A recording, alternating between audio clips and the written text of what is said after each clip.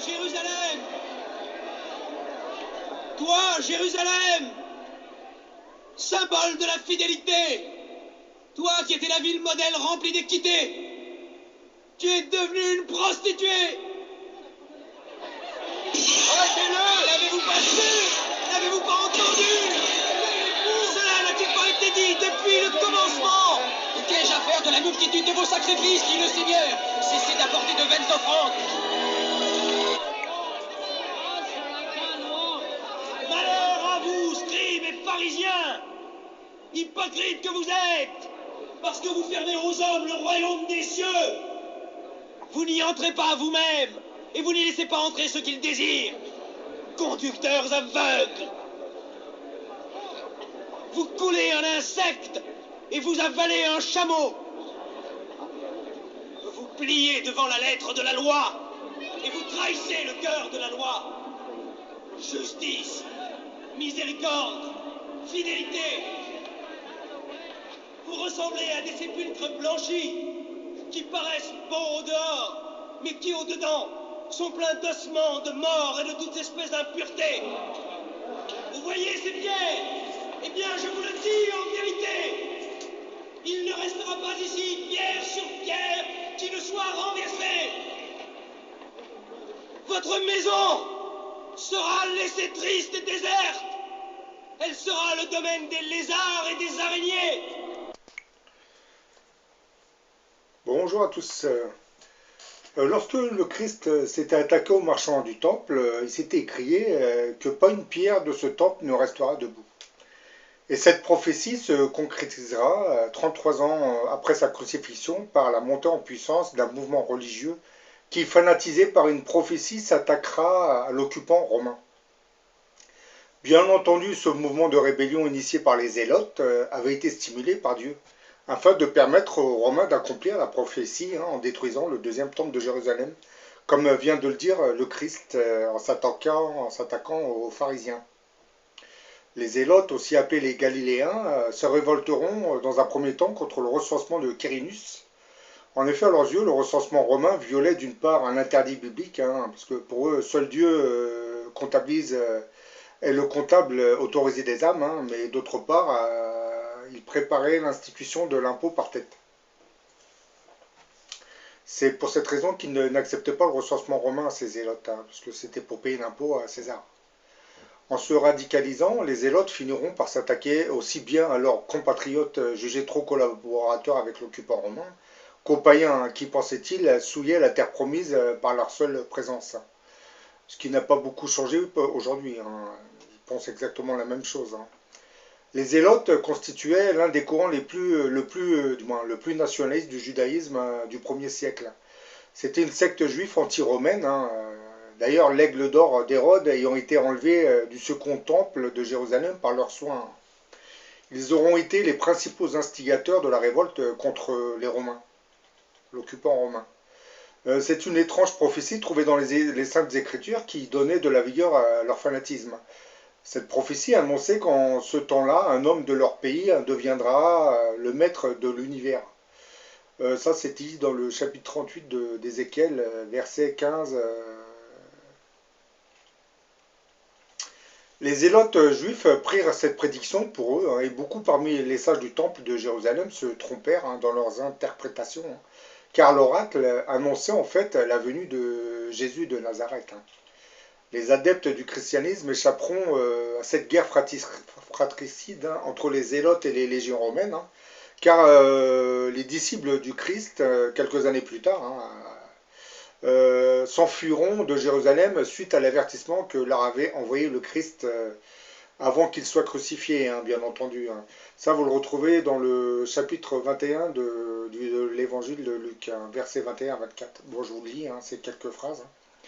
Lorsque vous verrez Jérusalem investie par des armées, alors comprenez que sa dévastation est toute proche. Alors que ceux qui seront en Judée s'enfuient dans les montagnes, que ceux qui seront à l'intérieur de la ville s'en éloignent, et que ceux qui seront dans les campagnes n'y entrent pas, car ce seront des jours de vengeance, où devra s'accomplir tout ce qui a été écrit. Malheur à celles qui seront enceintes et à celles qui allaiteront ces jours-là, car il y aura une grande détresse sur la terre et colère contre ce peuple juif. Ils tomberont sous le tranchant du glaive, et ils seront emmenés en captivité dans toutes les nations. Et Jérusalem sera foulée aux pieds par des païens jusqu'à ce que soient accomplis les temps des païens. Maintenant, je vais vous lire le témoignage d'un général juif qui avait officié lors de la révolte de l'an 70 après Jésus-Christ. Bon, c'était un certain Flavius Joseph, il raconte. Au début de la guerre, j'ai défendu une cité de Galilée contre l'armée romaine et j'ai survécu à l'anéantissement car je devais, par ordre de Dieu, écrire un livre qui manifesterait au monde ce qui s'était réellement passé à cette époque. Précisons que la révolte des Zélotes avait commencé en l'an 65 après Jésus-Christ, voire 66. C'était 33 ans après la crucifixion du Christ. La prophétie se concrétisait par cette révolte. J'ai vu de mes yeux monter la grande révolte de la troupe, un peu fournie au début, de ceux qui voulaient la guerre, les Zélotes. Et le peuple, comme un troupeau mené par de faux bergers, suivra ces nouveaux révolutionnaires de Dieu. Parmi le peuple, beaucoup n'oseront pas se révolter contre les Zélotes par crainte des menaces, puisqu'ils étaient assez violents, ces Zélotes. Un tiers de mes concitoyens juifs vont mourir dans cette guerre et 1,1 million juifs aussi.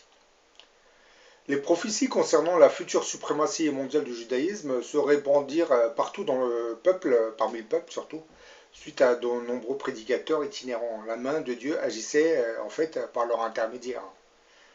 Tous ces prédicateurs qui étaient inspirés par Dieu ne connaissaient pas vraiment la finalité de leur prédication, qui était celui d'un châtiment divin qui s'abattra sur Jérusalem, comme l'avait prédit Jésus-Christ 33 ans plus tôt et que vous avez entendu dans le petit extrait que je vous ai fait écouter. Il disait, il ne restera pas une pierre debout de ce temple. Tous ces prédicateurs diront au peuple que Dieu leur ferait voir par des signes manifestes qu'il voulait les affranchir de la domination romaine. Ensuite, lorsque l'esprit d'un nombre suffisant de jeunes fut échauffé par le fanatisme, les Zélotes finiront par s'impatienter et ils voulaient vivre assez rapidement ces événements qu'ils appelaient de leur vœu. Pour obtenir la guerre, ils utiliseront des moyens assez violents. Ils commenceront par s'attaquer physiquement à tous ceux qui, juifs de près ou de loin, collaboraient avec l'Empire romain. Ils se mettront à les tuer avec ruse, parce qu'ils étaient très très peu nombreux à cette époque, les Zélotes. Ils ne pouvaient pas se permettre de venir en groupe pour attaquer. Donc ils le faisaient discrètement. On nommait ces tueurs les sicaires, et ce n'était pas de nuit mais en plein jour, et particulièrement dans les fêtes les plus somptueuses qu'ils faisaient sentir les effets de leur fureur criminelle.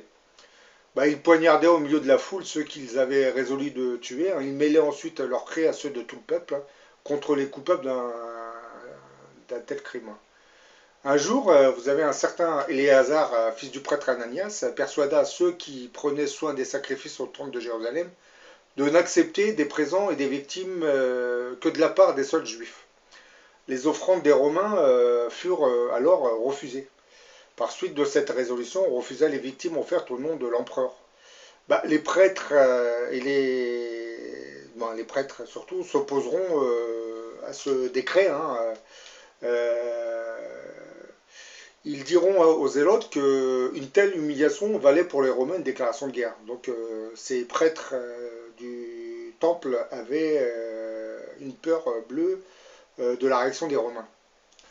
Mais ce fut inutile parce que ces séditieux se fiaient en leur grand nombre et ne respiraient que de la révolte contre les Romains. Or, comme nous le savons maintenant, l'empereur romain nous réagira qu'en condamnant verbalement ce geste et en envoyant une petite délégation romaine. Les Zélotes s'en réjouiront et saisiront cette occasion pour attaquer par surprise cette garnison romaine dirigée par un certain Cestius, qu'ils vont massacrer, bien entendu, parce que les Zélotes, comme j'ai dit, c'était des gens assez violents. Ils étaient là pour tuer du romain. Devant les signes de cette révolte généralisée des Juifs, Néron, l'empereur romain, décidera finalement d'envoyer plusieurs légions. Et il mettra à leur tête le général Vespasien, assisté de son fils Titus.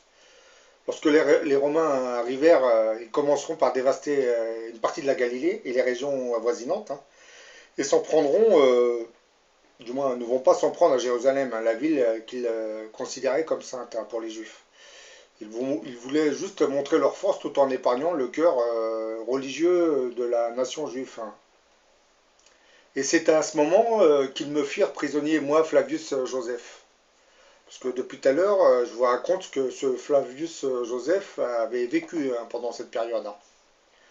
Ensuite, Flavius Joseph deviendra comme une sorte d'interprète qui communiquera entre les Romains et les révoltés qu'on appelle les Zélotes. Entre-temps, Néron mourut et les Romains furent occupés par des troubles intérieurs. Alors les Juifs en profiteront. Et le départ du général Vespasien, surtout ils vont profiter de ce départ du général Vespasien pour se préparer à la guerre dans Jérusalem. Ils vont construire de nouvelles murailles tout en ne cessant de se déchirer entre eux, parce qu'il y avait des conflits fratricides entre certains groupuscules zélotes. Et ils vont quand même convaincre le peuple de se réfugier dans la ville, disant que Dieu ne va jamais tolérer que les infidèles s'attaqueront à leur sanctuaire sacré. Le problème, c'est que devant ce fait accompli, les légions romaines vont revenir et assiéger carrément Jérusalem, puisqu'ils ont bien vu que les Zélotes avaient pris le contrôle de la ville. Et au milieu de tant de maux dont Jérusalem était assiégée de toutes parts, et qui rendaient cette malheureuse ville semblable à un corps exposé à la fureur des bêtes les plus cruelles, vous avez les vieillards et les femmes juives faisaient des vœux pour que les Romains gagnent cette guerre. Ils souhaitaient surtout être délivrés de cette emprise des Zélotes et souhaitaient que les Romains en finissent en détruisant cette rébellion zélote. Les Zélotes qui étaient complètement fanatisés se contrefoutaient complètement de cette souffrance humaine. Ils ne pensaient qu'à attaquer les Romains et s'estimaient heureux de mourir pourvu qu'ils tuaient quelqu'un, surtout un Romain. Le général romain Titus, qui est le fils de Vespasien, comme ça a été dit tout à l'heure, ce général romain Titus, au contraire, lui, n'avait pas moins de soin de conserver ses soldats que le désir de vaincre les Zélotes. Les Romains qui finiront par faire le siège de Jérusalem réussiront à forcer les remparts de Jérusalem et entreront carrément dans la ville. Dans leur obstination à vouloir vaincre l'Empire, les Zélotes finiront par se réfugier dans le temple. Ils pensaient que Dieu leur donnerait la victoire dans ce lieu saint. Mais ils n'avaient pas encore compris que Dieu les avait amenés dans ce lieu pour les punir et accomplir la prophétie qui annonçait la destruction du deuxième temple de Jérusalem, comme l'avait prédit Jésus-Christ 33 ans plus tôt, que vous avez entendu tout au début de la vidéo. Et ces Zélotes n'eurent aucune pitié pour le temple. Ils massacrèrent tous ceux qui leur disaient que Dieu n'était pas avec eux. Oui, comme je dis, ces Zélotes, c'était des sanguinaires en réalité. Ils étaient assez violents, même parmi leur communauté. Les Juifs, affaiblis par les pertes qu'ils avaient subies dans tant de combats, résolurent de détruire une partie du temple pour tâcher de sauver le reste. Ils commenceront par mettre le feu à cette partie de la galerie qui rejoignait la forteresse Antonia. Quelques jours plus tard, le 8 septembre de l'an 70 après Jésus-Christ, les Romains mettront le feu au reste du sanctuaire au cours d'une bataille. Et c'est ainsi que le temple de Jérusalem, le deuxième temple, sera pillé puis détruit par le feu romain. Il n'en restera pratiquement plus rien. Comme le disait Jésus-Christ, ça sera le foyer des lézards, ce temple. Il sera complètement abandonné par la suite. Non seulement le temple sera détruit, mais par suite de l'obstination des Zélotes qui continuaient à se battre, alors que tout était perdu, c'est carrément toute la ville de Jérusalem qui sera rasée, puis le pays des Juifs tout entier. Par leur fanatisme, ces Zélotes ne faisaient qu'accomplir la prophétie qui annonçait la destruction du deuxième temple de Jérusalem. Vous avez bien compris que le châtiment divin s'était manifesté à travers la rébellion de ces Zélotes. Donc cette rébellion avait été inspirée et stimulée par Dieu lui-même, puisqu'il en connaissait la finalité. Il savait que les Romains allaient écraser cette rébellion, détruire le temple et saccager complètement Jérusalem. Tout comme leurs prédécesseurs zélotes, les rabbins d'aujourd'hui pensent que Dieu les sauvera de l'invasion des armées de Gog et Magog.